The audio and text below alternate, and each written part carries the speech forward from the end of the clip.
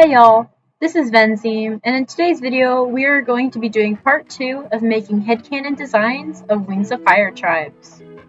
In the last video, we did Night Wings and Sand Wings, so if you want to see those designs, go check out the last video. To start this video off, we are going to be redesigning the SkyWings. As described by the fandom page and the book, they are mountain dragons that have extremely large wings, larger than any other of the tribes. They are also short-tempered and have a military sort of command. The illustration in the book depicts them as dragons with long necks and slender bodies with curvy horns. I thought that the SkyWings would be a good first tribe to do for this video because of how important they are to the first arc. The fact that the Dragonettes were not able to obtain a SkyWing egg is very important and constantly brought up as to a reason why they are not truly good enough to be the Dragonettes of Destiny. I also think that everything that happened to Scarlet was quite the spectacle, to say the least, so I think that it would be a proper tribe to get a makeover. When working on this SkyWing design, I wanted to think of animals that live in the mountains. Typically, they are furred or feathered. You don't see quite too many scaly animals. Because of this, I thought that it would be a good idea to make them have thick fur. I think it would be cool if fire scales maybe had fur that illuminated at the edges. Almost like their entire body is glowing from the inside of the fur more than their body, or if it somehow radiates through it. I thought they should have a beak-like scale feature at the front of their mouth to indicate that they are in fact the protectors of the heavens and skies. I feel like also a bite from a beak or mouth like that could be pretty painful. If you've ever been bit by a parrot, you know what I mean. I wanted to make sure that even though I made this creature fur, that they still had big, large scales for protection. After all, they are a fighting species. With that, here's my final SkyWing design.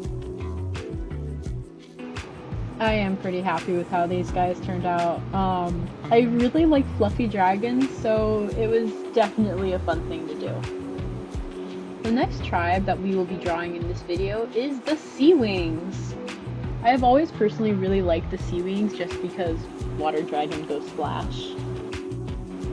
SeaWings, as described in the book and fandom page, having short, compact bodies with sharp, curved claws and a curved snout. They also say that they have barbels under their chin, which is apparently what those little dangly things are called.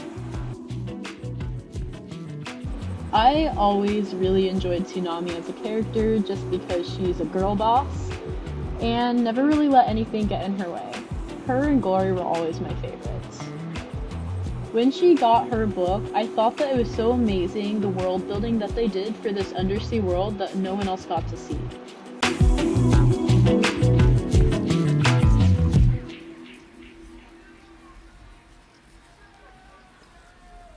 I didn't change the SeaWings too much as they are still the plump, round-bodied dragons of the ocean. Although I do think of them a little bit more as a leviathan, with more fins and connected features, such as a frilled ear and the connection of the barbels also having frills.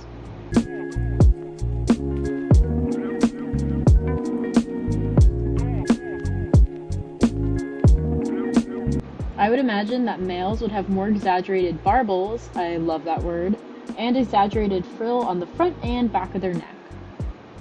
I thought that would be cool if where their glowing scales were was on the tip of every single one of their big scales and along their frill. I wanted to wrap around the frill around the till almost like an axolotl because those are so cute, and I thought that it would add a bit more help with their swimming locomotion in the deep depths of the ocean. And with that, here is my SeaWing design.